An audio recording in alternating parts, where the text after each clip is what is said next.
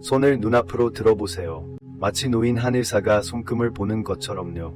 가까이서 자세히 들여다보세요. 걔 괜찮아 보이죠? 그렇죠. 손금도 있고 모공도 있지만 완벽하게 이어진 것처럼 보입니다. 마치 아주 잘 반죽된 덩어리 같아요. 아니면 치밀한 고무 조각 같기도 하고요. 우리는 당연하게 생각하죠. 이것이 바로 세상의 본래 모습이라고요. 실크처럼 매끄럽고 아무런 이음새도 없는 완벽한 존재라고요. 하지만 죄송하게도 이 아름다운 환상을 깨뜨려야겠어요. 이 모든 것은 우주가 우리에게 거는 고해상도의 장난에 불과합니다. 사실 여러분은 해상도가 고정된 마인크래프트 세상에 살고 있습니다. 여러분 손가락 끝에 주름이든 아니면 창밖에 늙은 해나무든 본질적으로는 모두 아주 작은 레고 블록들이나 픽셀 블록들이 쌓여 만들어진 것입니다. 이건 정말 터무니없는 소리로 들리죠. 우리의 직감은 분명 발끈하며 반박할 거예요. 장자 어르신도 말씀하시지 않았나요? 한 척의 자는 매일 그 절반을 잘라내도 만세에 다함이 없다. 라고요. 우리는 항상 칼솜씨만 좋으면 머리카락 한 올이라도 두 조각으로 자를 수 있고 또 두 조각으로 자를 수 있다고 생각하죠. 세상 끝까지 계속 자를 수 있을 거라고요. 하지만 물리학의 가장 깊은 지하에서 자연은 이미 차가운 표지판을 내걸었습니다.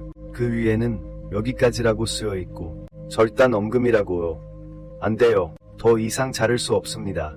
설령 여러분 손에 원자 수준의 메스가 지어져 있다 해도 더 이상 자를 수 없을 거예요. 왜냐하면 그 아래로는 공간 자체가 사라지기 때문입니다.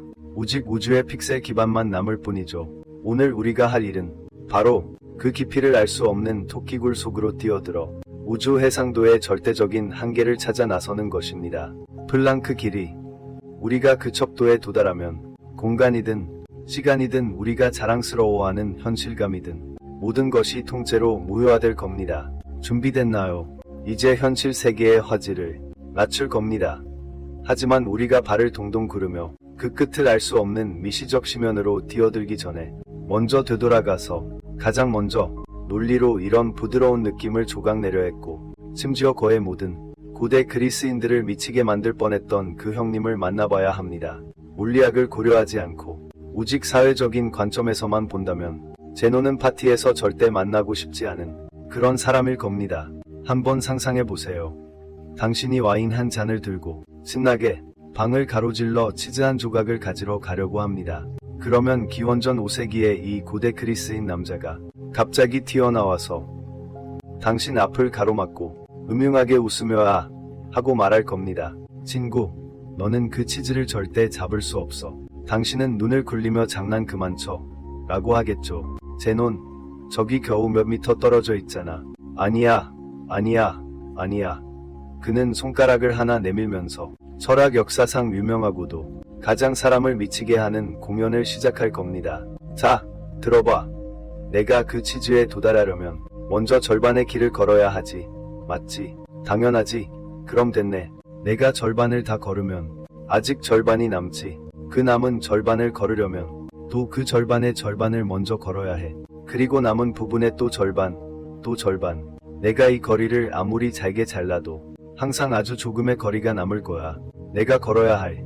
이건 마치 아무리 잘라도 끝없이 남는 소시지 같아. 너는 영원히 자르고 영원히 자르지 못하는 거지. 그러니까 너는 논리적으로 아예 움직일 수 없는 거야. 이것이 바로 유명한 이분법 역설이야. 제논이 가장 좋아했던 일은 움직임이 불가능하다는 것을 증명하는 거였어. 그의 가장 유명한 이야기에서 심지어 전 그리스에서 가장 빠르다는 영웅 아킬레스조차도 느릿느릿한 거북이 한 마리도 따라잡을 수 없다고요. 만약 이게 너무 와닿지 않는다면 한번 떠올려 보는 건 어떠세요? 커다란 파일을 99%까지 다운로드하는 그 절망감을 말이죠. 진행 바에 남은 아주 작은 조각이 마치 영혼이 느려지는 것 같은 그때, 그 순간 제논의 아기를 몸소 체험할 수 있을 거예요. 만약 마지막 1%에 무한히 많은 단계들이 포함되어 있다면요. 그럼 당신은 평생 그 영화를 볼 생각도 하지 말아야 할 겁니다. 이건 말도 안 되는 헛소리잖아요. 우리는 현실에서 당연히 거북이를 따라잡을 수 있고 치즈도 먹을 수 있죠. 그리고 영화도 다 다운로드할 수 있습니다. 하지만 제논의 문제는 논리적으로는 흠잡을 데가 없다는 것입니다. 전제는 이렇습니다. 만약 당신이 공간이 유체처럼 무한히 분할될 수 있다고 인정한다면요. 한번 상상해 보세요. 만약 당신이 저녁으로 마시는 수프를 제논 브랜드로 바꾼다면요. 이 수프는 완벽하게 연속적인 유체입니다. 당신이 반을 마시면 반이 남습니다. 남은 반을 다시 마시면 1pr 사이 남죠. 당신이 몇 모금을 마시든 그릇 바닥에는 영원히 무한히 작은 한 모금의 수프가 남아있을 겁니다. 이건 분명 다이어터들에게는 희소식이겠지만 먹보들에게는 악몽일 겁니다. 2000년이 넘는 시간 동안 제노는 마치 당신 귓가에서 잉잉거리는 모기처럼 인류에게 계속 상기시켰죠. 만약 공간이 연속적이라면 논리는 무너진다고요. 하지만 다행히도 나중에 우리에게는 뉴턴이 있었습니다. 만약 우리가 17세기로 빨리 감는다면 당신은 알게 될 겁니다. 아이작 뉴턴 경과 그의 친구들은 그리고 숙적인 라이프니츠는 이 문제를 해결하는 방법이 매우 간단명료했다는 것을요. 그들은 미적분을 발명했습니다. 그리고 제논이 존재하지 않는 척했죠. 뉴턴의 세계관은 극도의 매끄러움을 바탕으로 세워졌습니다. 그에게 있어서는 우주는 마치 한 대의 방금 기름칠한 스위스 시계는 그 어떤 도약도 존재하지 않습니다. 그 어떤 단층도 존재하지 않습니다.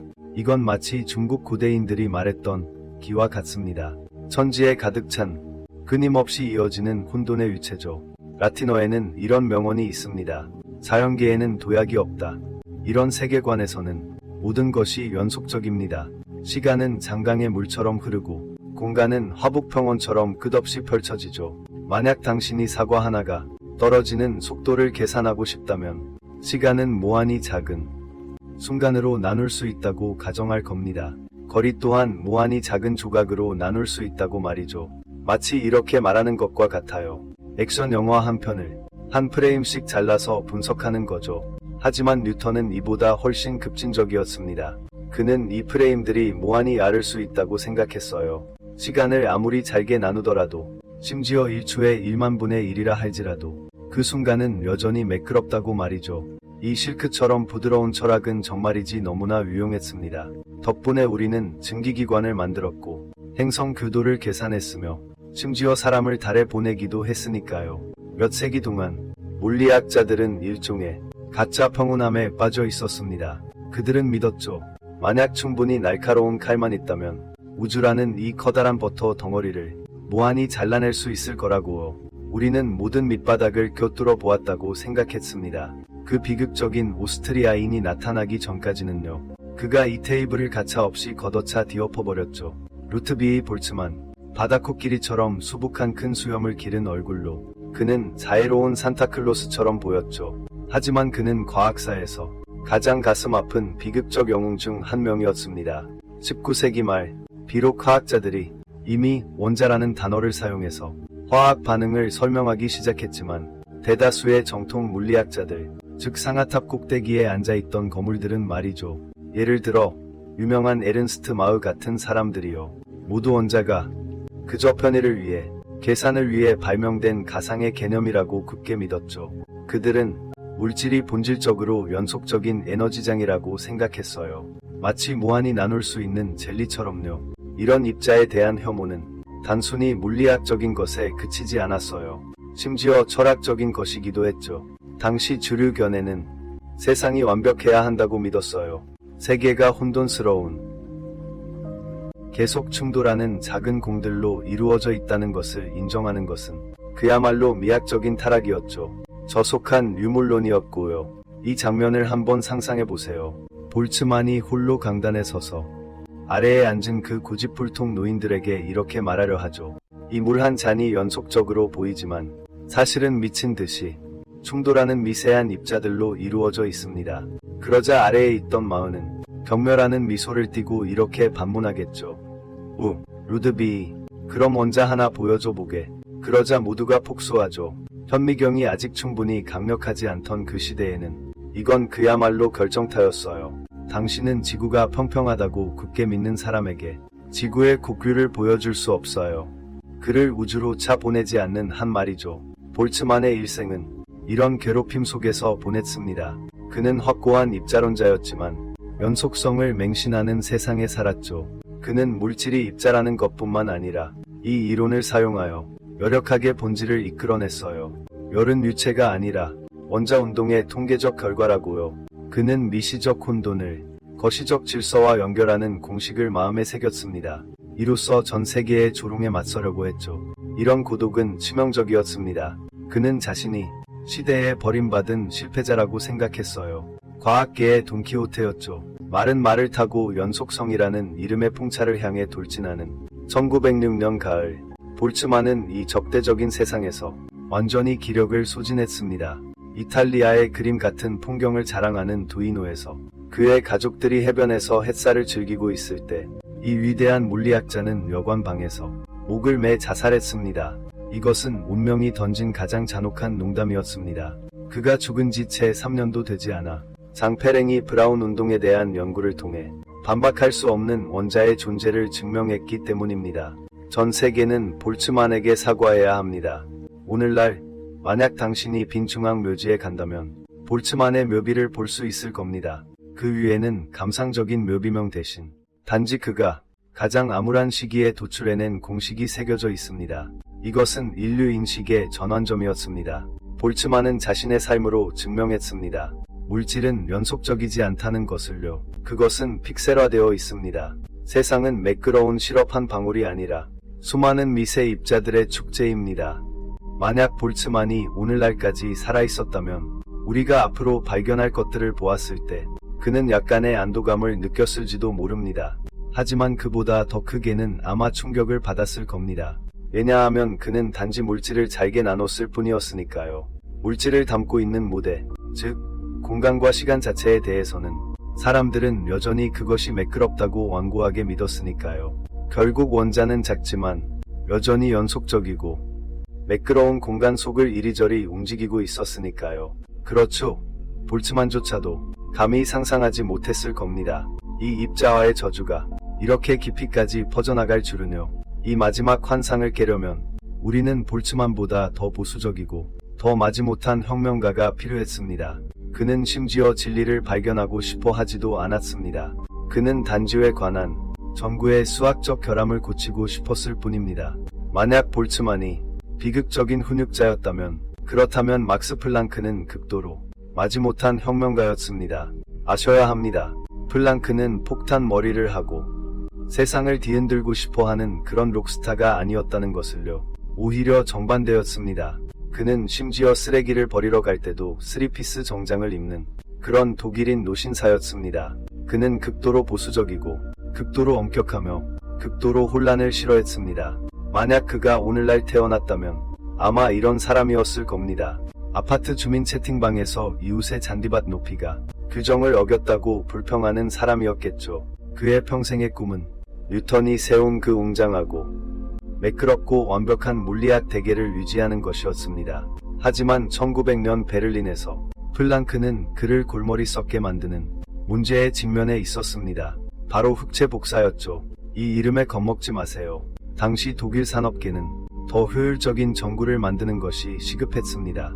그들은 물체가 가열될 때 정확히 어떻게 빛을 내는지 절실히 알고 싶어 했죠. 하지만 물리학자들은 거대한 당혹감에 빠졌습니다.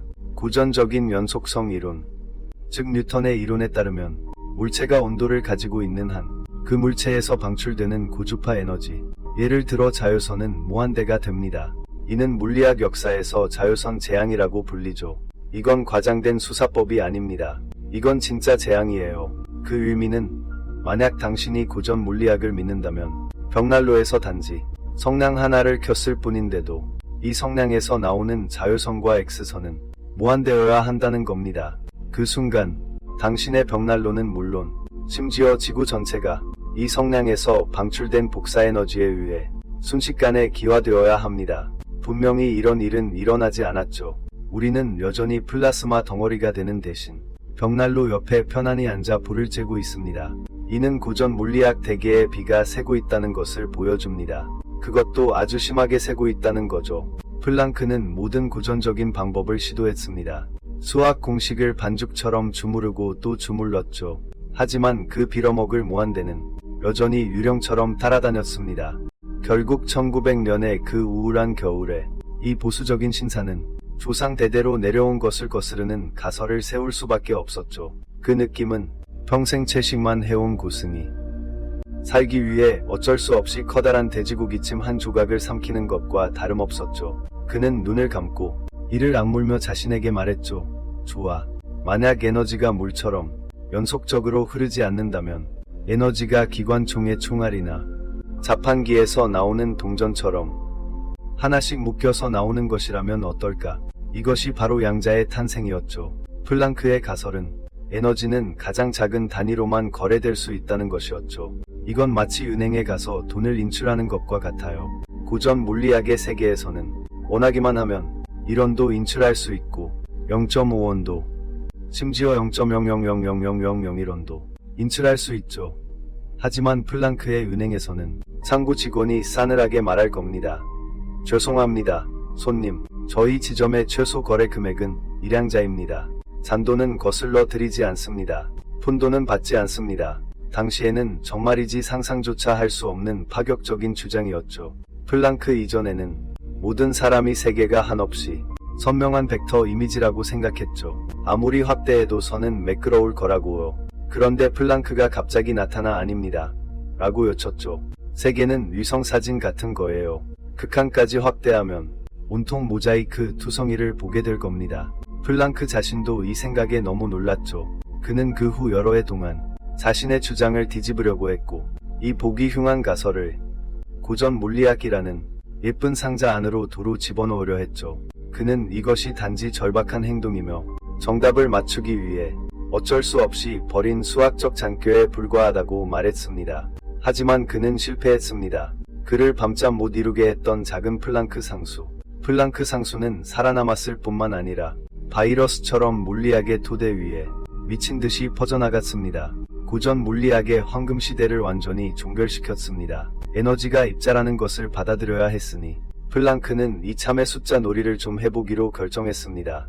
당시의 물리학 단위는 죽 긁듯 뒤죽박죽이었죠. 프랑스인들은 미터/M를 썼고 영국인들은 피트/FT를 썼습니다. 어떤 곳에서는 심지어 아직도 왕의 발바닥을 사용하고 있었죠. 이 단위들은 모두 인위적인 것이었습니다. 제멋대로였죠. 만약 외계인이 지구를 방문한다면 우리는 몇 년이나 걸려서야 그들에게 제대로 설명할 수 있을 거예요. 미터가 무엇인지 말이죠. 결국 그들은 지구가 얼마나 큰지 모르니까요. 그리고 파리에 보관되어 있는 백금 이리듐 합금자가 얼마나 긴지 말이죠. 플랑크는 생각했습니다. 내가 이미 하나의 자연의 기본 상수 H를 발견했는데 그걸 가지고 시도해보지 않을까. 다른 두 가지 우주에서 가장 핵심적인 상수, 바로 광속시와 중력상, 수치를 조합해서 인간에게 전혀 의존하지 않고 오직 신에게만 속한 단위 시스템을 만들어보는 건 어떨까. 이건 마치 우주 스케일의 퍼즐을 맞추는 것 같았습니다. 상상해보세요. 플랑크가 손에 3개의 다른 색깔 블록을 들고 있는 것을요. 첫 번째 블록은 광속이었습니다. 바로 특수 상대성 이론을 나타내며 속도의 상한선을 관장하죠. 두 번째 블록은 중력 상수였고 일반 상대성 이론을 나타내며 중력과 시공간의 휘어짐을 관장합니다. 세 번째 블록은 바로 그가 막 발견한 플랑크 상수였죠. 양자역학을 나타내며 미시 세계의 입자성을 관장합니다. 플랑크는 이 세 블록을 한데 모아 곱하고 나누고 마치 루빅스 큐브를 돌리듯 조합했습니다. 놀라운 일이 일어났습니다.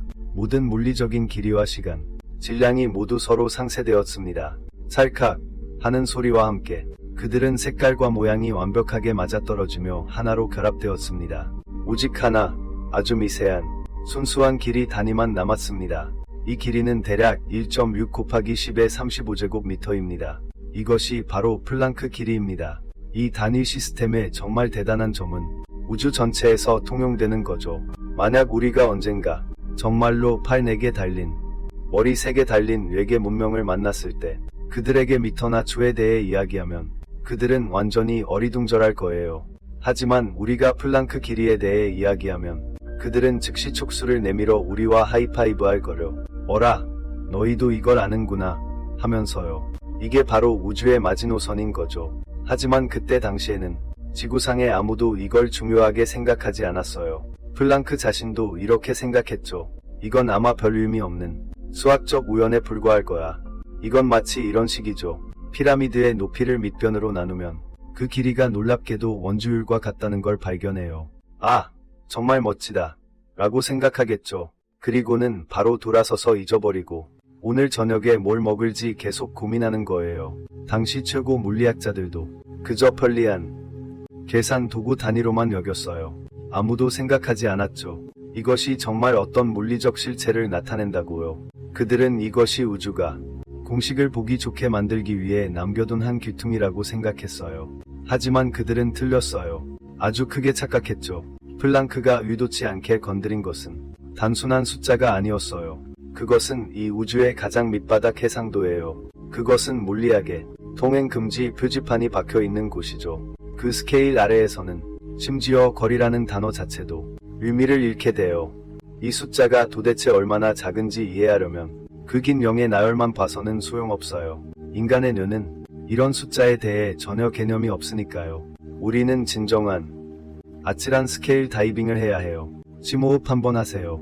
우리는 곧 여러분이 익숙한 것이 세계에서 숨막히는 미시의 심연으로 떨어질 겁니다. 이상한 나라의 앨리스 기억나시나요? 앨리스가 날 마셔라라고 적힌 약병을 마셨을 때처럼요. 그가 미친 듯이 작아지기 시작했어요. 이제 우리도 그 약물을 한 모금 마셔볼까요? 그것도 강화된 버전으로 말이죠.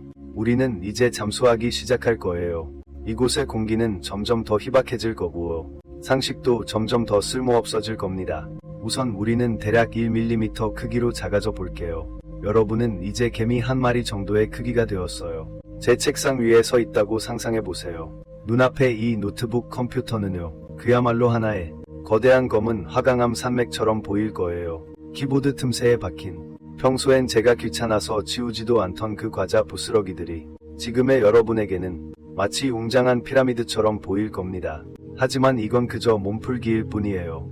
우리는 계속해서 작아질 겁니다. 1000배 더 작아져서 마이크로미터 단위의 세계로 가볼게요. 이곳은 세균과 세포의 영역이죠. 만약 여러분이 집신벌레라면 여러분 눈에 보이는 세상은 마치 거대한 끈적끈적한 점액으로 가득 찬 올림픽 수영장처럼 느껴질 거예요. 하지만 아직 멀었어요. 우리가 가려는 곳은 세균조차 찾을 수 없는 곳이거든요. 다시 1000배 더 작아져서 우리는 나노 세계에 도착했어요. 이곳은 DNA 이중 나선 구조가 몸을 흔들며 춤을 추는 무도회장입니다.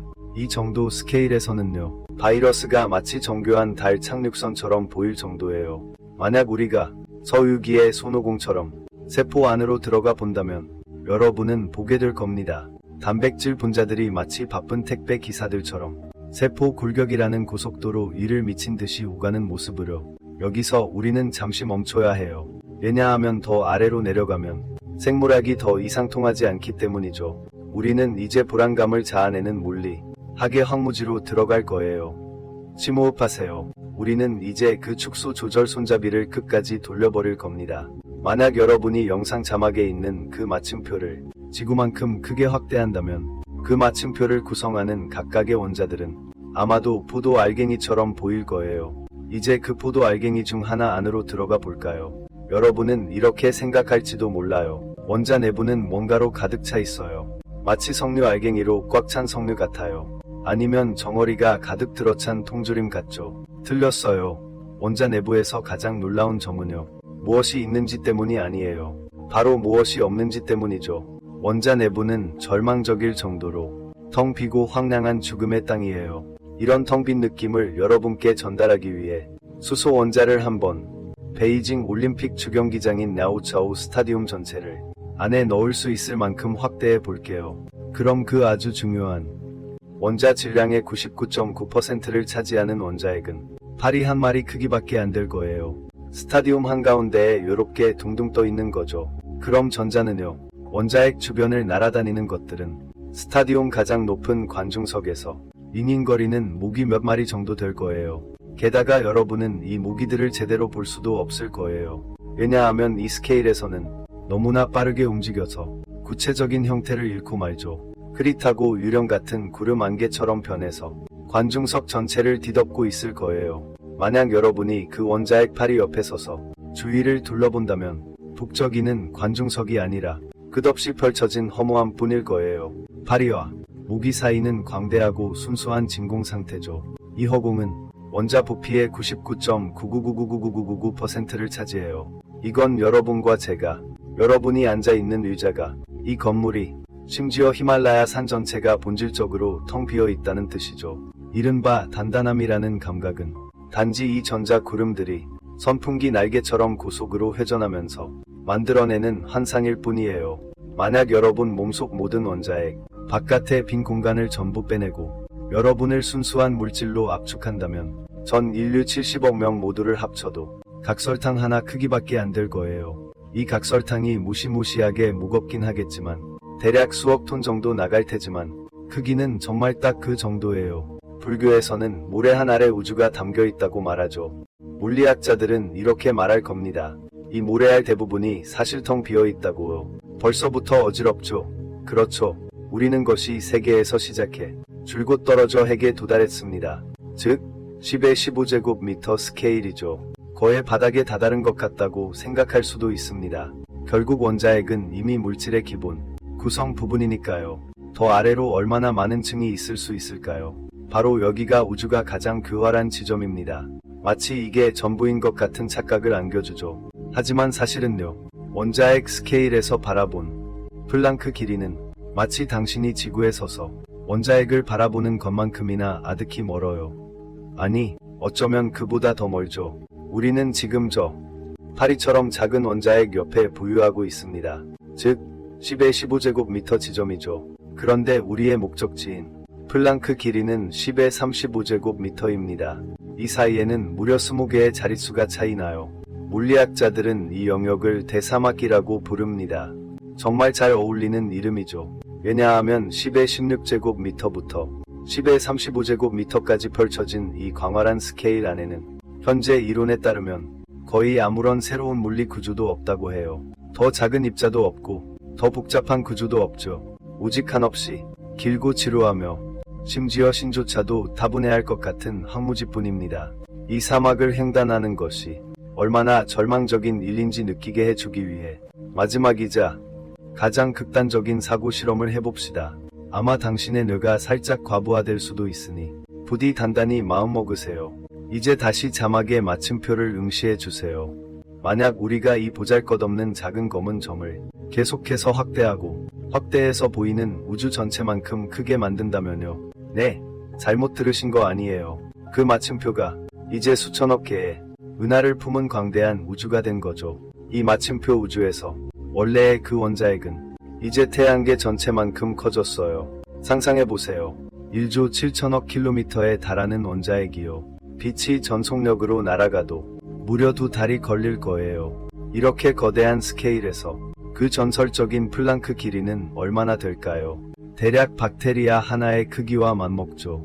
머리가 잉하고 울리는 기분이죠. 우리가 마침표를 우주만큼 확대하고 원자핵을 은하계만큼 확대했는데도 결국 우리가 찾으려는 목표는 여전히 맨눈으로는 거의 보이지 않을 만큼 작아서 현미경으로만 찾을 수 있어요. 이게 바로 양성자에서 플랑크 길이까지의 거리예요. 이건 당신부터 양성자까지보다 훨씬 더 광활한 황무지죠.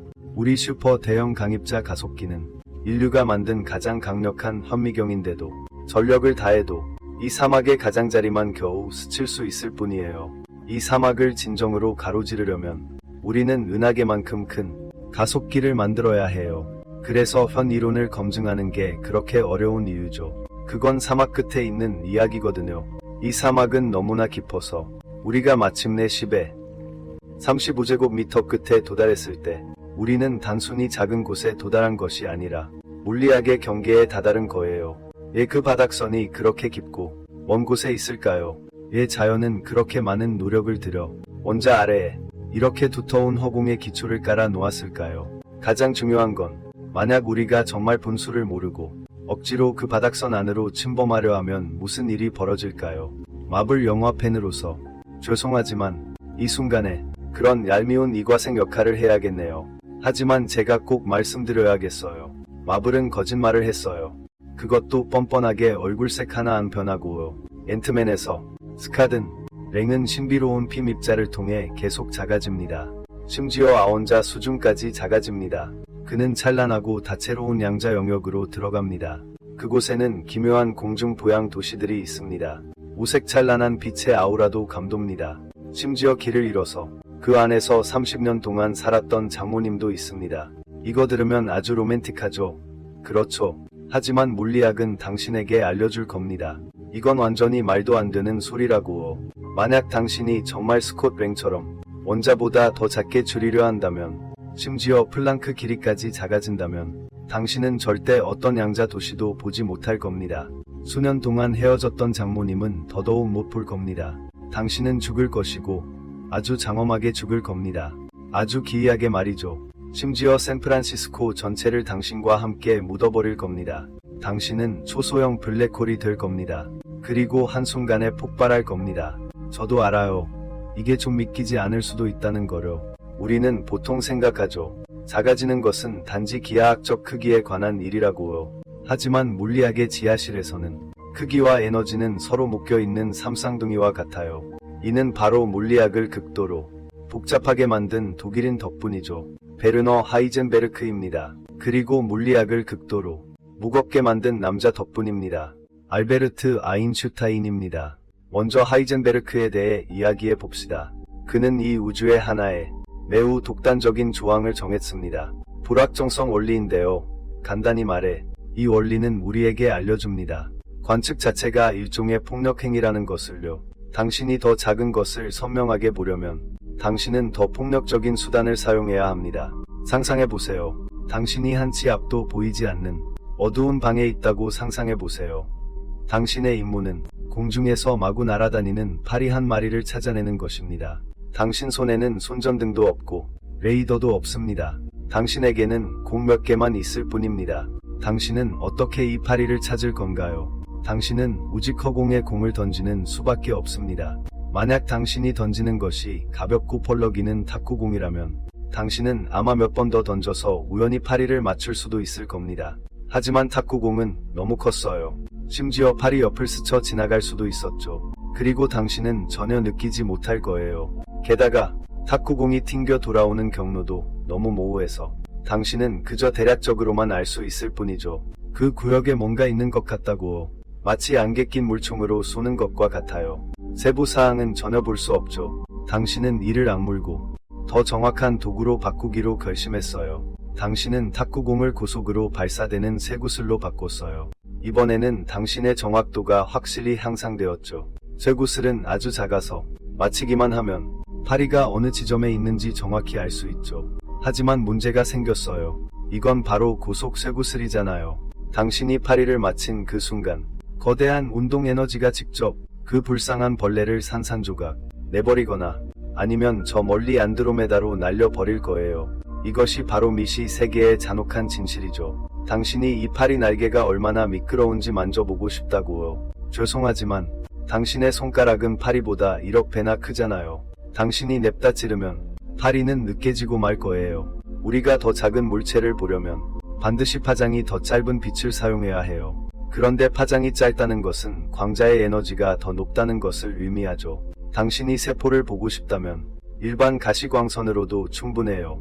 당신이 원자를 보고 싶다면 그렇다면 에너지가 좀 더 높은 X선을 사용해야 해요. 당신이 원자핵을 보고 싶다면 당신은 감마선이 필요해요. 에너지가 비상하게 높아야 하죠. 이제 가정해봐요. 당신이 죽을 줄도 모르는 실험 물리학자라고요. 당신은 플랑크 길이를 분명히 보겠다고 맹세했어요. 당신이 필요로 하는 광자 파장은 10의 마이너스 35제곱미터까지 짧아야 해요. 공식에 따르면 이것은 이 광자의 에너지가 정말 비정상적일 정도로 높아야 한다는 것을 의미해요. 대체 얼마나 높냐고요. 이 순간의 화면을 분명히 보기 위해 당신은 한 대의 고속으로 달리는 고속철도 차량의 모든 운동 에너지 혹은 몇 톤에 달하는 TNT 폭약의 에너지를 양성자보다도 11,000억 배 더 작은 광자 알갱이 하나에 압축한다면 이건 단순히 눈이 멀게 되는 문제가 아니에요. 이건 불장난이나 다름없죠. 왜냐하면 이때 아인슈타인이 등장해야 하거든요. 아인슈타인의 일반 상대성 이론은 우리에게 가장 기본적인 사실을 알려줍니다. 에너지는 곧 질량이라는 거죠.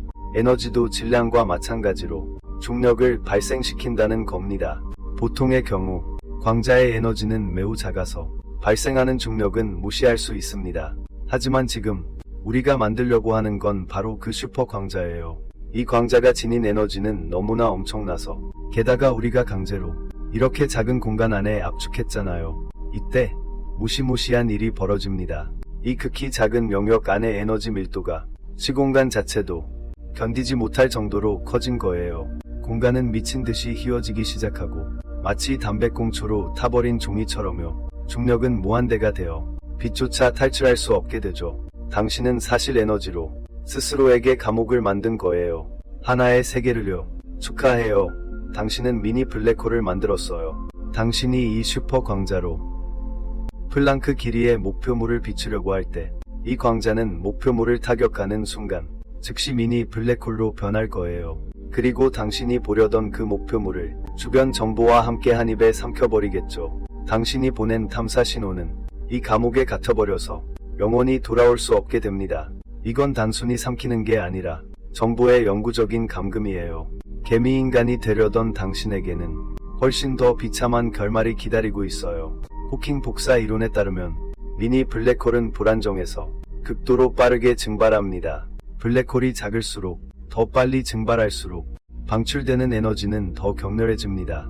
그래서 앤트맨이 플랑크 스케일까지 축소되면 블랙홀이 되는 바로 그 순간 그는 즉시 증발할 거예요. 이건 물자국처럼 조용히 말라붙는 증발이 아니에요. 이건 엄청난 폭발이죠. 그 미니 블랙홀은 폭탄 한 발에 해당하는 엄청난 에너지를 방출할 겁니다. 그래서 앤트맨 3의 결말은 모두가 행복하게 함께 사는 것이 아니라 샌프란시스코 베이 지역에 거대한 버섯구름이 피어오르는 것이어야 합니다.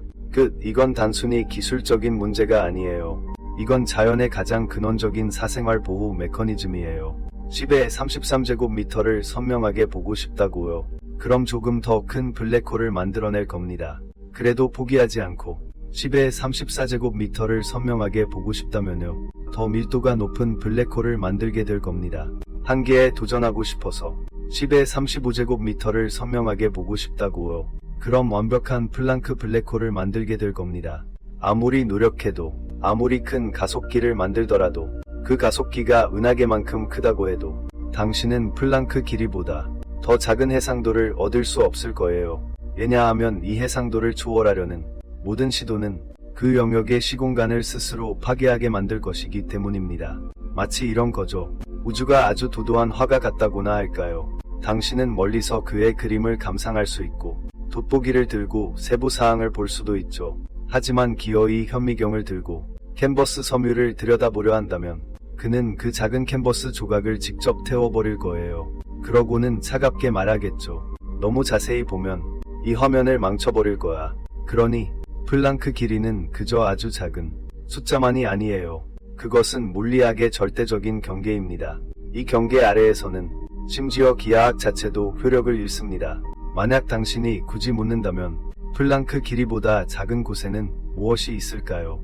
물리학자들은 그저 어깨를 으쓱하며 이렇게 말할 수밖에 없죠. 그곳에는 심지어 왼쪽과 오른쪽도 앞과 뒤 같은 개념조차 존재하지 않는다고요. 그곳은 순수한 혼돈입니다. 바로 시공간의 거품이죠. 이 경계선에서 양자역학과 일반 상대성 이론은 어떤 기묘한 휴전 협정을 맺게 됩니다. 그들은 함께 더 깊은 곳으로 향하는 길을 봉쇄했죠. 이는 더욱 심오한 질문으로 이어집니다. 우리가 공간적으로는 더 이상 갈 길이 없다면 블랙홀이 길을 막고 있어서요. 그렇다면 시간적으로는 나아갈 수 있을까요? 만약 우리가 플랑크 길이의 블랙홀에 갇혀 있다면 시간은 여전히 흐르고 있을까요? 설마 우리는 정말 마치 영화 필름처럼 한 프레임씩 재생되는 세상에 살고 있는 걸까요? 만약 당신이 게이머라면 분명 FPS라는 단어에 매우 민감할 거예요. 당신이 검은 신화 50을 플레이할 때 만약 그래픽카드가 충분히 좋지 않다면 화면이 끊길 겁니다. 당신이 보는 것은 더 이상 부드러운 움직임이 아니라 빠르게 전환되는 슬라이드 수가 될 테죠. 이제 이러한 끊김 현상을 극대화시켜 봅시다.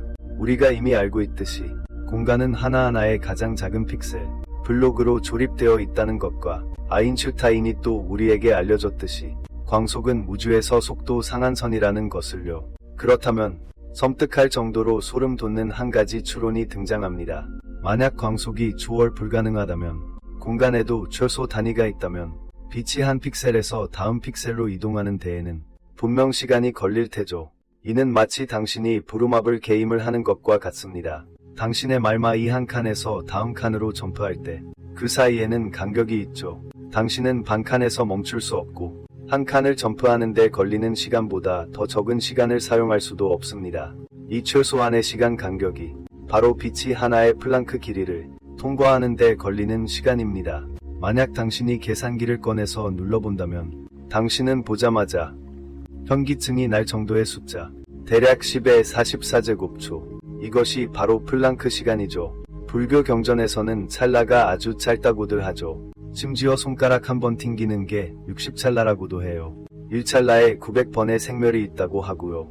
이것도 충분히 빠르다고 들리죠. 하지만 플랑크 시간 앞에서는 1찰나도 마치 지질시대처럼 길게 느껴질 정도예요. 이 1찰나 동안에 우주는 이미 경번이나 리프레시된 거예요. 이게 뭘 의미할까요? 그건 바로 시간 자체가 강물처럼 끊임없이 흐르는 게 아니라는 거예요. 낡은 필름 영사기처럼 한 컷 한 컷 튀어나오는 거죠. 우주는 사실 초당 10의 43제곱번씩 리프레시되는 초고화질 스톱모션 애니메이션인 거죠. 만약 우주를 슈퍼컴퓨터에 비유한다면 이 숫자는 바로 그 CPU의 클럭 주파수라고 할 수 있죠. 이건 정말 미친 듯이 높은 주파수인데요. 이렇게 숨막히는 높은 프레임률 아래에서는 여러분의 모든 동작과 매번 눈을 깜빡이는 것, 심지어 모든 생각 하나하나까지도 사실은 수많은 정지된 순간들이 모여 만들어진 거예요. 가장 기괴한 점은 이 한 프레임과 다음 프레임 사이에 아주 미세한 간극이 있다는 거예요. 그 간극 안에서는 시간이 흐르지 않고 현실은 존재하지 않으며 물리 법칙마저 오프라인 상태가 된다는 거죠. 우리는 마치 끊임없이 깜빡이는 스트로브 조명 아래에 살고 있는 것과 같아요. 우리는 스스로가 연속적으로 움직인다고 생각하지만 이건 착각일 수도 있어요. 마치 영화 속 인물들이 자신들이 정말로 달리고 있다고 느끼지만 실제로는 필름이 돌아가는 것뿐인 것처럼요. 만약 우주라는 이 컴퓨터가 가끔 렉에 걸려 한 프레임을 놓친다면 우리가 그걸 알아차릴 수 있을까요? 아마도 그럴 일은 없을 거예요. 왜냐하면 그 순간 우리도 함께 정지될 테니까요. 이런 생각에 깜짝 놀라셨을 수도 있겠네요. 우리가 자랑스러워하는 살아있다는 느낌이 어쩌면 수많은 죽음들이 순식간에 이어져 만들어진 환상일지도 몰라요. 그럼 다시 한번 더 축소해 볼까요? 원자핵보다도 훨씬 작은, 억만 배나 더 작은 플랑크 스케일로 말이죠. 방금 우리는 그곳을 블랙홀이라고 말했고 막다른 길이라고 했죠. 하지만 이건 외부에서 관찰한 결과일 뿐이에요. 만약 우리가 정말 그 스케일 안으로 들어갈 수 있다면 상식을 완전히 거스르는 광경을 보게 될 거예요. 위대한 물리학자 존 힐러는 이 광경에 아주 시적인 이름을 붙였죠. 바로 양자 거품입니다. 이걸 이해하기 위해 비행기 위에서 바다를 내려다본다고 상상해보세요. 3만 피트 상공에서 내려다보면 바다는 거울처럼 매끄럽고 푸르게 보이죠. 이것이 마치 우리 눈에 비친 시공간 같아요. 매끄럽고 연속적이며 안정적이죠. 하지만 만약 당신이 낙하산으로 뛰어내려 바다 위로 떨어진 후 돋보기를 들고 파도를 보면 바다 표면이 전혀 매끄럽지 않다는 걸 알게 될 거예요. 그곳은 넘실대는 거품과 부서지는 물방울, 그리고 덧없이 사라지는 기포들로 가득하죠.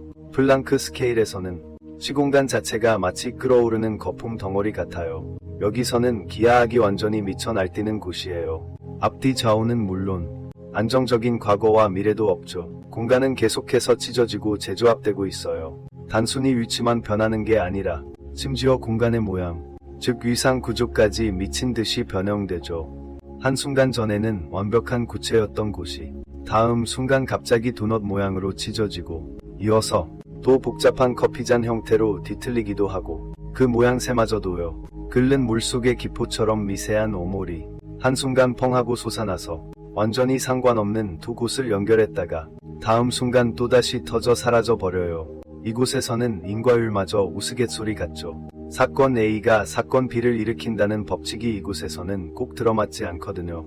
사건 B가 사건 A보다 먼저 일어날 수도 있고 서로가 서로의 원인이 될 수도 있답니다.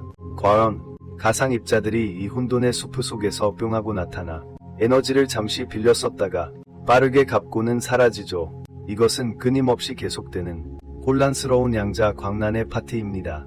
그런데 우리가 거시 세계에서 느끼는 평온한 시간의 흐름과 견고한 공간 구조는 그저 이 미시적인 광란이 통계학적으로 나타나는 일종의 허상일 뿐입니다.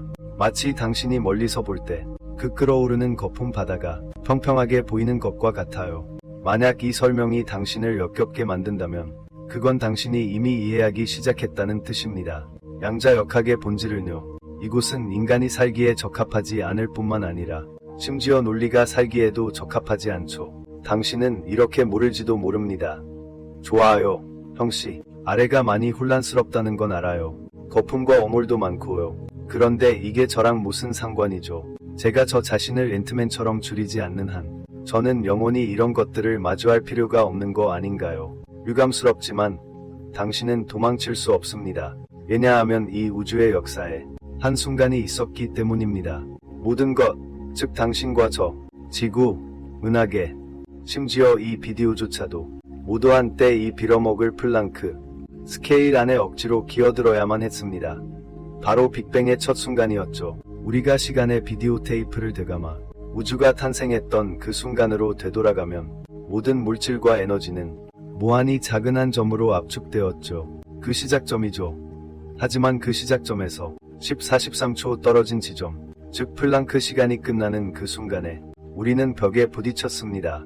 이 순간 이전에는 우주의 크기가 플랑크 길이보다 작았고 그것은 전체 우주가 그 미친 양자 거품 속에 잠겨 있었다는 것을 의미합니다. 일반 상대성 이론은 우주가 매끄러운 한 점이라고 말합니다. 반면에 양자역학은 우주가 엉망진창으로 뒤섞인 축 한 그릇이라고 말하죠. 이 두 위대한 물리학의 거두들이 이곳에서 치열하게 싸우고 있는 겁니다. 그 공식들을 합쳐서 그 순간에 무슨 일이 일어났는지 계산하려고 하면 수학이 완전히 붕괴해버려요. 공식들이 미친 듯이 무한대 값을 뱉어내기 시작하죠. 이 결과는요, 물리학에서 무한대 값을 계산해낸다는 건 나도 몰라라고 말하는 것과 같아요. 묻지 마세요. 더 이상 계산할 수 없어요. 우리가 플랑크 길이를 이해하지 못하기 때문에 우리는 이해할 수 없어요. 양자 규모에서 중력이 어떻게 작동하는지 말이죠. 이걸 이해하지 못하기 때문에 우리는 영원히 알 수 없을 거예요. 빅뱅의 첫 순간에 대체 무슨 일이 일어났는지 말이죠. 우리의 물리학은 플랑크 시간 이후로만 거슬러 올라갈 수 있어요. 그 맨 처음의 10의 마이너스 43제곱초에 대해서는 우리는 장님이나 마찬가지예요. 그건 신의 사적인 시간인 거죠. 어쩌면 그 순간에는 물리 법칙 자체가 존재하지 않았을 수도 있어요. 어쩌면 그 순간이 빛의 속도가 왜 이렇게 빠른지 결정했을지도 몰라요. 왜 전자가 이렇게 무거운지 말이죠. 플랑크 길이는 마치 자물쇠와 같아요. 우주 기원의 궁극적인 비밀을 잠가버린 거죠. 그리고 우리가 찾아야 할 열쇠는 훨씬 더 믿기 힘든 곳에 숨겨져 있을지도 몰라요. 어쩌면 이 혼란스러워 보이는 거품 심연이 사실은 극도로 우아한 어떤 질서를 숨기고 있을지도 몰라요. 아니면 더 미친 생각이지만 이 모든 것이 사실은 그저 일련의 홀로그램으로 투영된 코드일 뿐일 수도 있어요. 만약 우주가 정말로 슈퍼마켓이라면 그건 분명 엄청나게 인색한 비용 절감을 병적으로 하는 그런 가게일 거예요. 우리는 앞에서 한참이나 애를 써서 공간이 픽셀을 가지고 있다는 사실을 받아들였잖아요. 이제 우리는 이 개념을 한 단계 더 업그레이드해야 해요. 만약 플랑크 길이가 공간 픽셀의 한 변의 길이라면 그럼 플랑크 면적, 즉 플랑크 길이 하나에 플랑크 길이 하나를 곱한 작은 사각형이 바로 정보의 픽셀이 되는 거예요. 이건 좀 추상적으로 들릴 수 있는데요. 다른 방식으로 상상해 볼까요? 여러분에게 무한히 큰 모는 종이가 있다고 해봐요. 각 칸의 변의 길이는 플랑크 길이만큼이나 작아요. 이 칸에는 글을 쓸 수 없어요. 그림도 그릴 수 없죠. 심지어 원자 하나조차 넣을 수 없어요. 우주가 정하기를 이 가장 작은 칸에는 동전 하나를 넣는 일만 할 수 있죠. 그리고 이 동전은 딱 두 가지 상태만 가질 수 있어요. 앞면이 위를 향하거나 아니면 뒷면이 위를 향하거나요. 컴퓨터 용어로 말하자면 이걸 바로 1비트라고 불러요. 0이거나 1이거나 있거나 없거나 말이죠. 이게 바로 우주 최하층의 정보 이론이에요. 물리학자들은 우리에게 말하죠. 세익스피어 전집이든 아인슈타인의 뇌든 심지어 은하계 전체에 있는 모든 항성들의 배열 조합까지도 결국은 이 두 가지 중 하나만 선택할 수 있는 아주 작은 사각형들로 이루어져 있다는 거예요. 이건 단순한 기하학적 단위가 아니에요. 정보의 화폐죠. 만약 누군가 우주 전체의 진실을 사고 싶다면 이 단위로 지불해야 할 거예요. 개합리적으로 들리죠? 그렇죠. 결국 공간이 입자라면 정보도 입자여야만 할 테니까요. 하지만 이런 생각은 호킹마저도 거에 넘어뜨릴 뻔한 문제를 불러왔어요. 만약 우리가 어떤 물건을 블랙홀에 던져 놓으면 이 정보들은 어디로 가는 걸까요? 이 문제를 이해하려면 우리는 지난 세기 70년대로 돌아가야 해요. 당시 화약 냄새 가득했던 물리학의 전장을 봐야 하죠. 그 당시 전장에는 두 명의 거인이 있었어요. 한 명은 모두가 아는 스티븐 호킹이었고 다른 한 명은 당시엔 대학원생이던 야콥 베켄슈타인이었어요. 논쟁의 핵심은 블랙홀에 엔트로피가 있는지 없는지였어요. 아니면 좀 더 알기 쉽게 말하자면 만약 당신이 브리테니커 대백과 사전 한 권을 블랙홀에 던져 넣는다면 이 책 안의 정보, 예를 들어 고양이라는 단어를 어떻게 철자하는지 같은 것들이요. 또는 나폴레옹이 몇 년도에 죽었는지 완전히 사라졌을까요? 아니면 어떤 방식으로든 보존된 걸까요? 호킹은 처음엔 사라졌다고 굳게 믿었죠. 블랙홀은 완벽한 쓰레기 분쇄기 같아서 들어가면 그냥 사라져 버린다고요. 흔적조차 남지 않는다고요. 하지만 젊은 베켄슈타인이 튀어나와 반대했죠. 그는 틀렸다고 말했어요. 만약 블랙홀이 정보를 소멸시킬 수 있다면 그것은 여력학 제2법칙을 위반하는 것이라고요. 이건 물리학에서 중대한 범죄나 다름없죠. 영국 윌사당에서 알몸으로 뛰어다니는 것보다 훨씬 심각한 일이라고요. 베켄슈타인은 세상을 놀라게 할 만한 기가 막힌 아이디어를 내놓았죠. 당신이 블랙홀에 무언가를 던져 넣을 때 블랙홀의 표면적이 증가한다고 했어요. 더 흥미로운 건 증가한 이 표면적 부분이 당신이 던져 넣은 그 물건이 포함했던 정보량과 정확히 일치한다는 겁니다. 이건 마치 블랙홀이 매우 성실한 사서 같다는 거죠. 비록 백과사전 자체를 찢어서 삼켰지만 그는 매우 책임감 있게 책 속의 모든 글자와 모든 구두점을 어떤 미세한 암호 형태로 블랙홀 표면에 붙여 놓았다는 겁니다. 호킹은 이걸 완전 헛소리라고 생각했죠. 베켄슈타인을 반박하기 위해 그는 심지어 극히 복잡한 양자장 이론을 사용하여 베켄슈타인이 틀렸다는 것을 증명하려 계산했어요. 결과는요. 이건 과학사에서 가장 멋진 역대급 해프닝 중 하나였으니 호킹이 계산해낸 결과는 오히려 베켄슈타인이 옳다는 것을 증명해 버린 거죠. 심지어 덤으로 유명한 호킹 복사까지 발견했지 뭐예요. 이것이 바로 유명한 베켄슈타인 호킹 엔트로피입니다. 그것은 우리에게 직관에 반하는 진실을 알려줘요. 블랙홀이 포함하는 정보량은 그 부피에 달려있는 것이 아니라 그 표면적에 달려있다는 거죠. 이건 마치 당신이 책 한 권을 샀을 때 책 내용의 양이 책의 두께에 달려있지 않고 책 표지의 면적이 얼마나 큰지에 달려있는 것과 같다는 거죠. 만약 이 책의 글자를 하나 더 쓰고 싶다면 책 표지를 조금 더 늘려야 할 거예요. 정확히 말하면 플랑크 면적만큼요. 이것만 들어도 이미 충분히 이상하죠. 하지만 이 이론을 우주 전체로 확장하면 이야기가 훨씬 더 황당해집니다. 자, 이제 저와 함께 우주라는 이름의 이 마트로 들어가 보시죠. 우리는 임시 코너에 가서 감자칩 한 통을 살 겁니다. 이 감자칩 한 통이 바로 완벽한 우주 모델이에요. 이건 3차원 원통형 공간인데 그 안에는 맛있는 감자칩들이 가득 채워져 있죠. 이 감자칩들이 말이에요. 바로 우리 3차원 공간의 물질들이에요. 은하계, 여러분 그리고 저까지요. 여러분이 이 감자칩 통을 들고 계산하러 갈 때 계산원은 어떻게 할까요? 통 안에 손을 넣어서 감자칩 하나하나를 다 꺼내서 일일이 스캔하며 각 칩 위의 양념 가로 분포까지 확인할까요? 당연히 안 그럴 겁니다. 그건 너무 느리고요. 감자칩이 부서질 거예요. 계산원은 딱 한 가지만 할 겁니다. 통 옆면에 있는 2차원 바코드를 스캔하는 거죠. 빅 소리와 함께 바로 그 한 번의 소리로 2차원 흑백 줄무늬가 계산대에게 알려주는 겁니다. 이 감자칩 통에 대한 모든 정보를요. 이게 무슨 맛인지, 얼마나 무거운지, 어디서 생산되었는지, 심지어 몇 년, 몇 월, 몇 분, 몇 초에 생산되었는지까지요.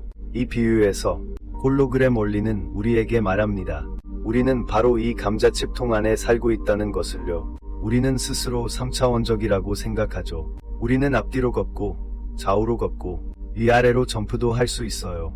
우리는 우리가 진짜 감자칩이라고 생각해요. 두께도 있고 식감도 있고 부피도 있다고 말이죠. 하지만 실제로는요. 홀로그램 원리에 따르면 우리 이 3차원 감자칩 조각에 대한 모든 정보, 우리의 원자 배열, 우리의 생각, 우리의 역사까지도 사실은 모두 완벽하게 손상 없이 암호화되어 있다는 겁니다. 우주라는 이 거대한 감자칩 통의 표면에 말이죠. 그 표면은 2차원이에요. 우주의 먼 경계에 위치해 있죠. 마치 감자칩 통 겉에 포장지처럼요. 그곳에는 3차원 공간이 없어요. 중력도 없고요. 중력은 3차원 세계의 착각일 뿐이죠. 오직 촘촘히 박힌 플랑크 면적 픽셀들만이 존재해요. 이 2차원 픽셀들이 어떤 복잡한 양자 얽힘을 통해 거시적으로 투영되어 바로 이 3차원 세계를 만들어낸다는 거예요. 이건 마치 우리가 3D 영화를 보는 것과 같아요. 영화 자체는 필름에 담겨 있지만 빛이 필름을 통과해서 스크린에 투사되고 거기에 안경까지 쓰면 여러분은 보게 되죠. 생생한 3차원 공룡이 여러분에게 달려드는 것을요. 여기서 제가 밤잠을 설치게 한 의문이 생겨요. 그럼 도대체 저는 무엇일까요? 저는 감자칩 통 안에서 스스로를 진짜라고 믿는 3차원 감자칩일까요? 아니면 우주 경계에 붙어있는 차갑고 밋밋한 2차원 바코드일까요? 과연 어떤 것이 진짜 저일까요? 이런 연결은 정말 소름 끼치도록 무서워요. 한번 상상해보세요. 만약 우주 경계에 있는 그 바코드에 아주 작은 흠집이라도 생긴다면 어쩌면 플랑크 픽셀 하나 정도의 변화일 수도 있겠죠. 그렇다면 이 3차원 투영 세계에서는 갑자기 제 왼손이 사라질 수도 있고요. 아니면 안드로메다 은하 전체에 블랙홀이 하나 더 생겨날 수도 있겠죠. 아니면 더 끔찍한 일이 생길 수도 있어요. 만약 제가 투영된 존재라면 그건 제가 존재한다는 것 자체가 단지 한 줄기 빛이 그 홀로그램 필름을 비추고 있기 때문이라는 뜻일까요? 만약 그 빛이 꺼진다면요. 이런 생각은 단순히 삶을 의심하게 만드는 것을 넘어 현실의 본질까지 의심하게 만들어요. 만약 우주가 정말 홀로그램 투영에 불과하다면 그럼 이 우주도 우리 컴퓨터 속에 임처럼 어떤 목적을 위해 시뮬레이션 된 것 아닐까요? 플랑크 길이 같은 제한이 있어야 할까요? 어쩌면 그건 그 슈퍼컴퓨터의 그래픽 카드를 아끼기 위함일지도 몰라요. 어쨌든 연산력은 만약 공간을 무한하게 나눌 수 있다면 그 모든 공간 한 뼘마다 담긴 정보량은 무한히 커지겠죠. 어떤 컴퓨터도 무한한 수치를 처리할 수 없어요. 데이터를요. 그래서 신 또는 그 프로그래머가 선을 하나 그은 거죠. 딱 여기까지만요. 더 계산하면 한계에 다다른다고요. 우리 잠시 저 두꺼운 물리학 책은 덮어두고 노트북을 열어서 비디오 게임에 대해 얘기해 볼까요? 만약 당신도 저처럼 가끔 심야에 몰래 게임을 몇 판 하는 평범한 사람이라면 분명 아실 거예요. 최적화가 뭔지 말이죠. 게임 개발자들이 거대한 가상 세계를 구축할 때에요. 그들은 아주 현실적인 문제에 직면하죠. 그래픽 카드의 연산력은 한정되어 있거든요. 당신은 정말로 모든 나뭇잎의 인맥을 렌더링할 수도 없고 모든 빗방울이 튀어오르는 잔물결을 계산할 수도 없어요. 만약 그들이 그렇게 하려고 한다면 당신의 컴퓨터는 전자레인지 안의 달걀처럼 터져버릴 거예요. 그래서 똑똑한 개발자들은 다양한 기술을 사용하죠. 예를 들어 시야 추적 컬링처럼요. 당신이 눈앞에서 보는 것만 렌더링하는 거죠. 등 뒤의 세계는 사실 텅 빈 허공이에요. 예를 들어 LOD 기술도 있죠. 멀리 있는 산은 그저 흐릿한 텍스처일 뿐이에요. 오직 당신이 가까이 다가갔을 때만 바위의 질감을 로드하죠. 물론 가장 직접적인 방법은 해상도를 제한하는 거예요. 전체 게임 세계가 아무리 웅장해도 결국 하나하나의 가장 작은 픽셀로 이루어져 있죠. 이제 우리의 시선을 다시 우주로 돌려볼까요? 플랑크 길이의 존재가 이 논리와 정말 똑같다고 생각하지 않나요? 더욱 놀라운 점은 양자역학에서 사람 미치게 하는 이중슬릿, 간섭 실험 또한 이 논리에 완벽하게 부합하는 것처럼 보인다는 거예요.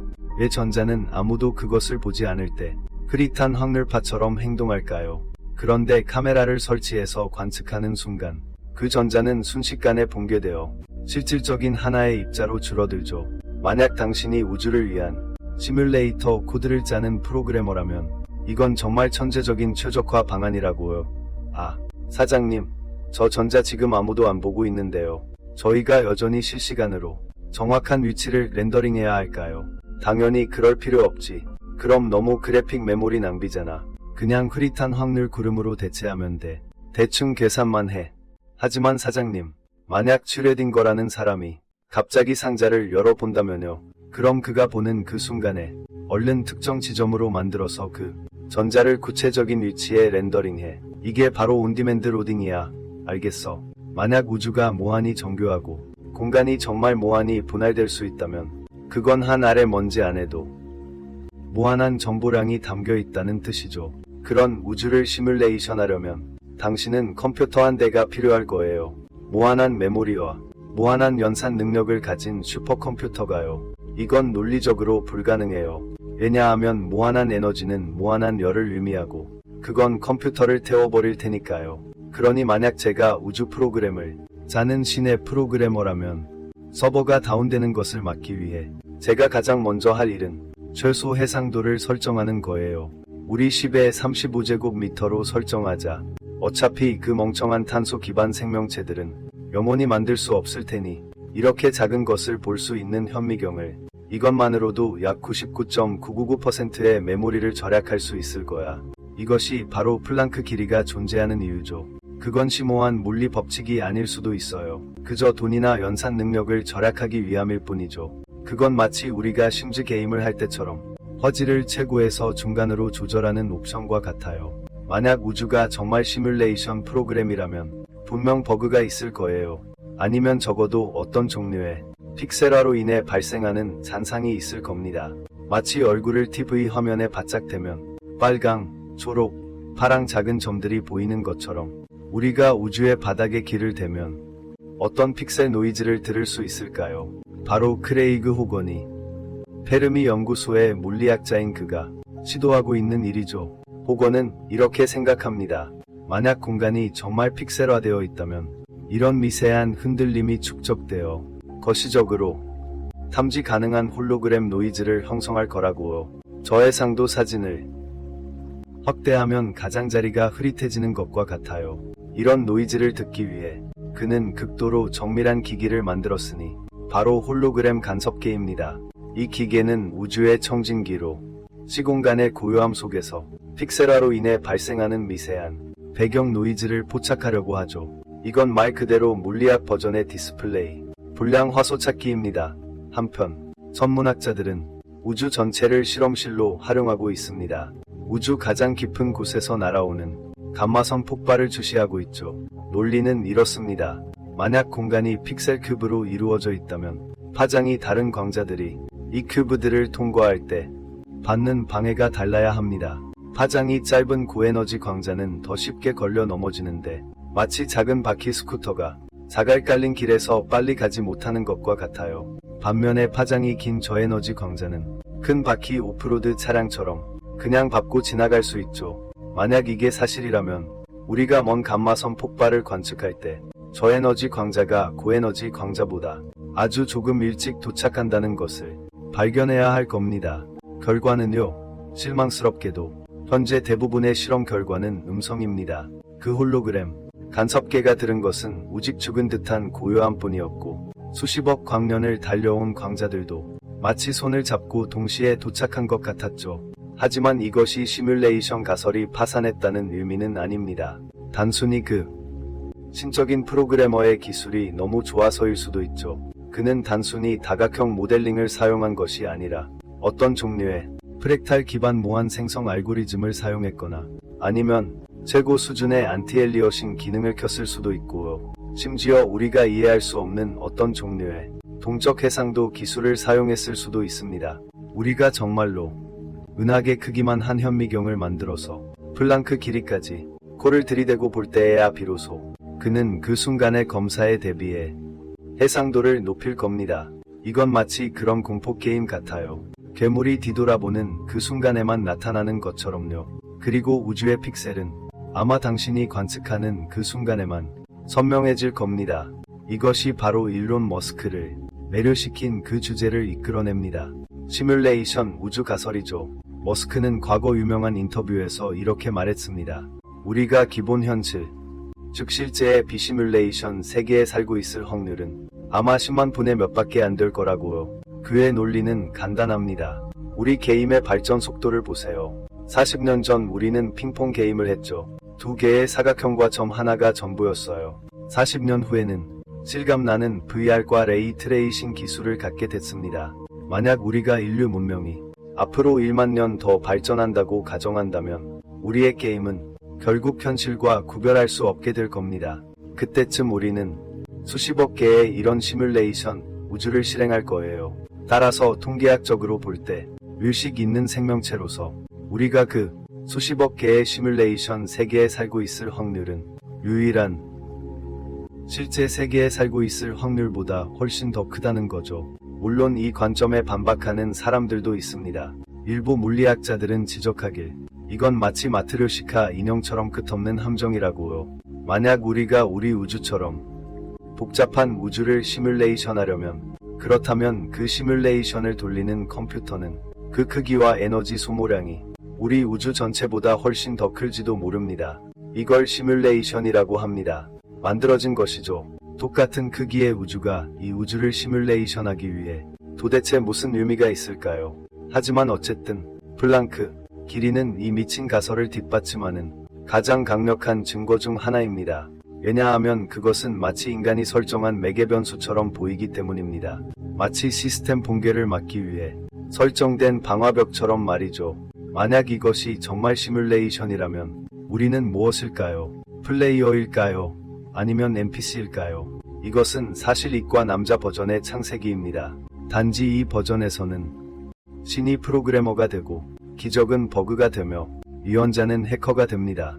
그리고 소위 말하는 천국은 그저 당신의 데이터를 클라우드에 백업하는 것에 불과하죠. 만약 제가 NPC라면 지금 제가 하는 이 생각들, 제가 시뮬레이션 안에 있는지에 대한 의심들 또한 프로그램에 의해 미리 설정된 일부일까요? 프로그래머가 게임의 현실감을 높이기 위해 특별히 저에게 심어놓은 실존주의적 불안 패치일까요? 이런 생각은 사람을 미치게 만들 수 있습니다.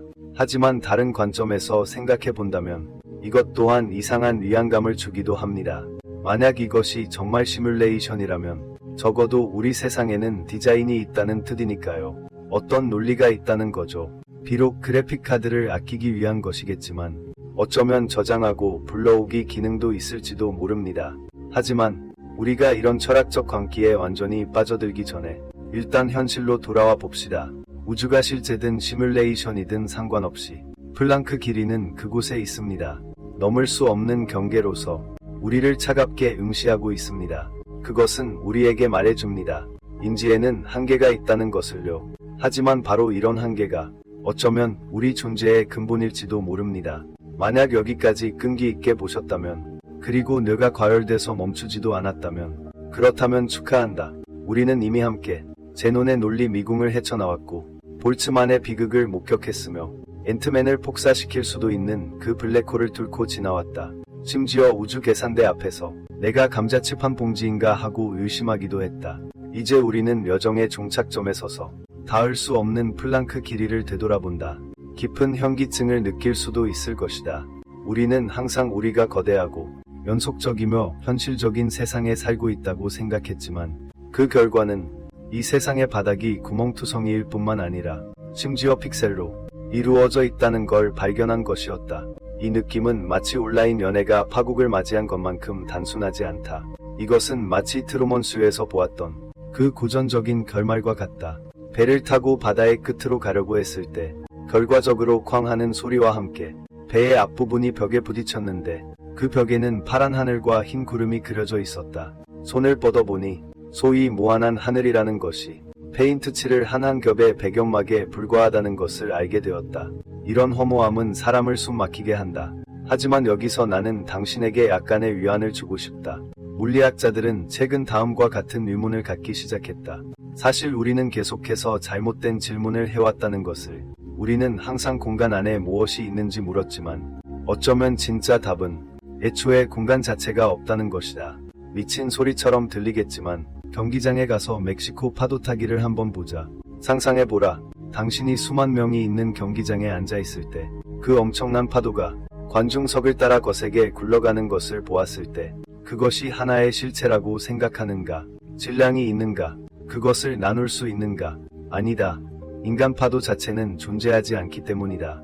존재하는 것은 각각의 구체적인 팬들 뿐이다. 각 팬들은 단지 그 자리에서 간단한 동작을 하고 있을 뿐이다. 일어섰다가 앉는. 그들은 움직이지 않았고 파도가 되지도 않았다. 하지만 수만 개의 이런 미세한 움직임들이 어떤 규칙에 따라 함께 움직일 때 거대하고 방향성을 가진 마치 생명력 있는 파동이 나타나는 거죠. 시공간도 마찬가지예요. 개별 플랑크 픽셀은 공간의 개념이 없고 시간의 개념은 더더욱 없어요. 심지어 위치의 개념조차 없죠. 그들은 그저 광란하며 얽혀있는 양자 비트 덩어리일 뿐이에요. 마치 관중석에 팬들처럼 앉아서 간단히 뒤집히는 거죠. 수많은 이런 픽셀들이 서로 얽히고 설켜서 카페트를 짜듯이 충분히 복잡한 네트워크를 엮어낼 때에야 비로소 공간이라는 것이 나타나는 거예요. 그래서 시공간은 만물을 담는 무대가 아니라 시공간 자체가 배우들의 합창, 우리가 인지하는 거리, 방향, 흐르는 시간은 본질적으로 우주라는 거대한 시스템의 멕시칸 웨이브 같은 거예요. 우리는 마치 뜨거운 국물 속 세균처럼 살고 있죠. 우리가 느끼는 축축함과 따뜻함은 사실 분자 차원의 혼란스러운 충돌일 뿐이에요. 이는 우리를 그 궁극적인 질문으로 되돌아가게 합니다.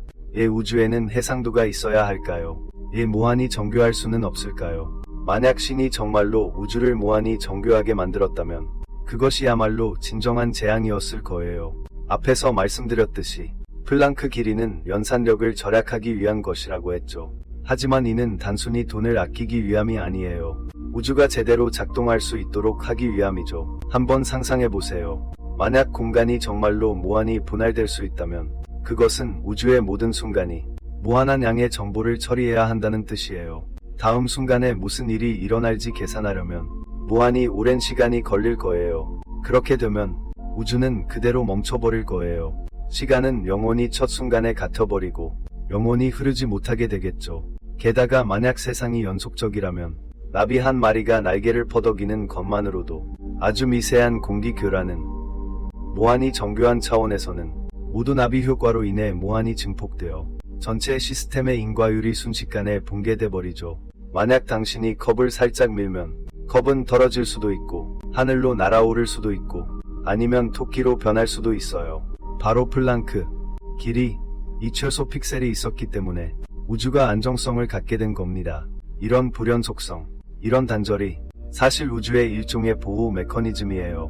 미시적인 차원의 광기를 잠갔고 그 무한히 많은 세부 사항들을 차단해서 거시 세계가 우아한 질서를 나타낼 수 있게 된 거죠. 이건 마치 디지털 신호가 아날로그 신호보다 간섭에 더 강한 것과 같아요. 바로 세상이 디지털적으로 이산적이기 때문에 우리의 존재가 가능해진 거예요. 만약 우주가 픽셀화되지 않았다면 계산도 없고 논리도 없고 인과도 없을 거예요.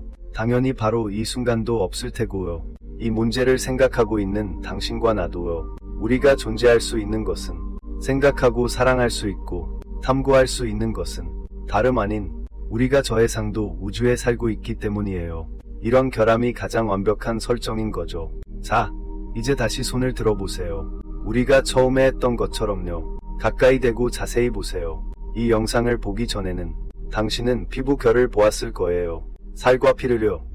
하지만 이제 눈을 감았다 뜨면 다른 무언가를 느낄 수 있었으면 좋겠어요. 그것 보기엔 매끄러워 보이는 표면 아래에는 매 초마다 새로 고침되는 43제곱승의 미친 파티가 벌어지고 있어요. 당신 손안의 원자 하나하나가 모두 초소형 은하계예요. 그리고 이 은하계의 깊은 곳에는 끓어오르는 거품이 있고 반짝이는 격자가 있고 미친듯이 연산 중인 0과 1들이에요. 우리 모두는 이 거대한 픽셀, 격자 위를 살아가는 저해상도 생명체예요. 우리는 10의 28제곱에 달하는 격자 원자로 이리저리 이어 붙여진 걸어 다니는 모자이크 같은 거죠. 하지만 이게 허물을 뜻하는 건 아니에요. 오히려 그 반대죠. 바로 여기에 기적이 숨어 있습니다.